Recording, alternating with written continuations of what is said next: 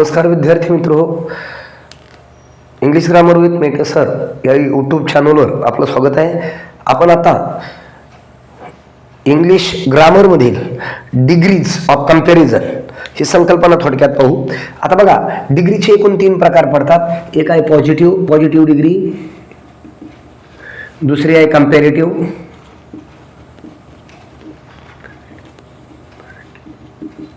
आणि तिसरी आहे सुपरलेटिव्ह. हे सगळ्या डिग्रीज आहेत.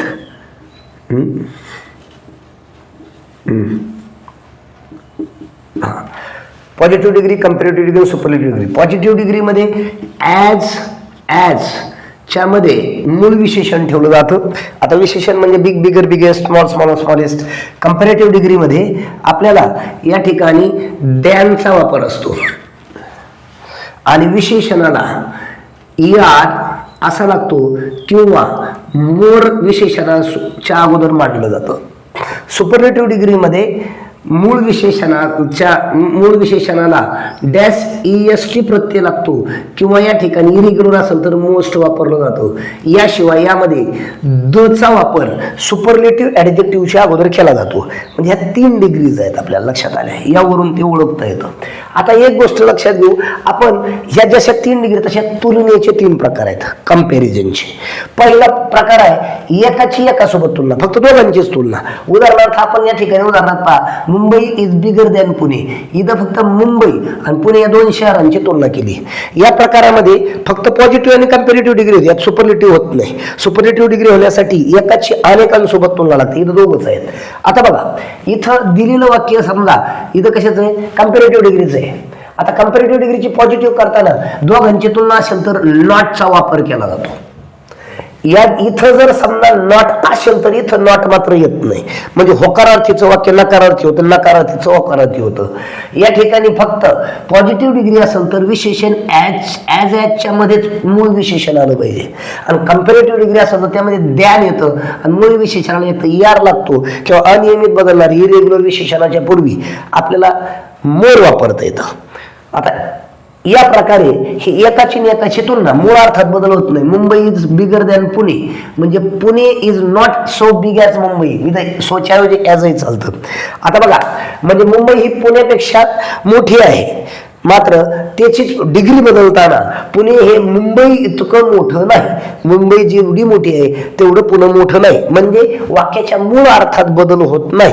हे डिग्री मधून लक्षात घ्या. त्याच्यामध्ये होणारे बदल थोडेसे लक्षात ठेवा, फक्त मूळ अर्थ बदलत नाही, एवढी गोष्ट लक्षात ठेवायची. आता एकाची अनेकांशी तुलना. आपण आता एक विद्यार्थ्याचं नाव घेतलं, उदाहरणार्थ Ram is the tallest boy in the class. Ram हा वर्गातील सर्वाधिक उंच मुलगा आहे.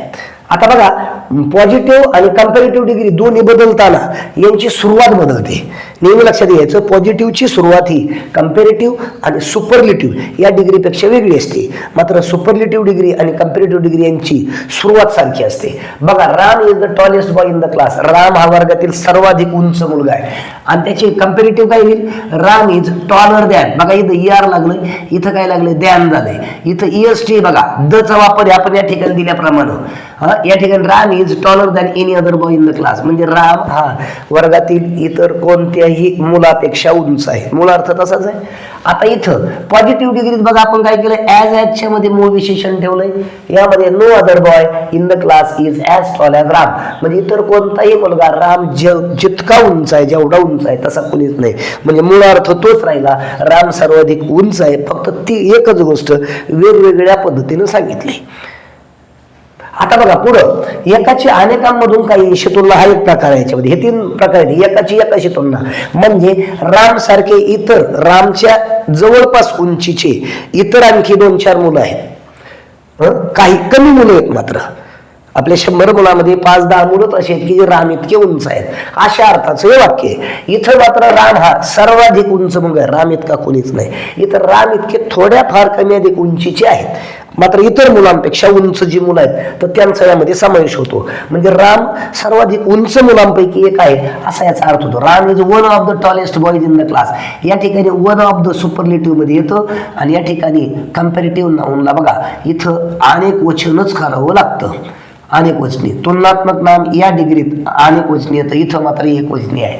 Ram is one of the tallest boys in the class, in our class. म्हणजे राम हा सर्वाधिक उंच मुलांपैकी एक आहे. याचा असा अर्थ की राम सारखी इतर मुलं आहेत, मात्र उंच मुलांपैकी एक आहे. आता याची कम्पॅरेटिव्ह काय, Ram is taller than many other boys in the class. अनेक मुलांपेक्षा तो उंच आहे, सर्वांपेक्षा उंच नाही, कारण त्याच्यासारखी थोडी मुलं आहेत. आता इथं मेनी अदर बरोबर इथं मोस्ट अदर असंही वापरलं जातं. इथं फक्त एनी अदर आणि इथं मेनी अदर एवढाच बदल आहे. आणि कम्पॅरेटिव्ह नाऊन मध्ये या ठिकाणी अनेक वचने. आता इथं याची सुपरलेटिव्ह डिग्री करताना इथं नो अदर आहे, मात्र इथं व्हेरी फ्यू आहे. इथं त्याच्यासारखं कोणीच नाही, मात्र इथं थोडी मुलं आहेत. Very few boys in our class, म्हणजे खूप कमी मुलं आमच्या वर्गात कशी आहेत, are as tall as Ram. Ram जसा उंच आहे, जेवढा उंच आहे तेवढी उंच आहेत, असा याचा अर्थ होतो. तर हे तिन्ही वाक्य जरा अभ्यासून घ्या. या प्रकारचा प्रश्न यापूर्वी आपल्याला बोर्डाला विचारलेला आहे. धन्यवाद.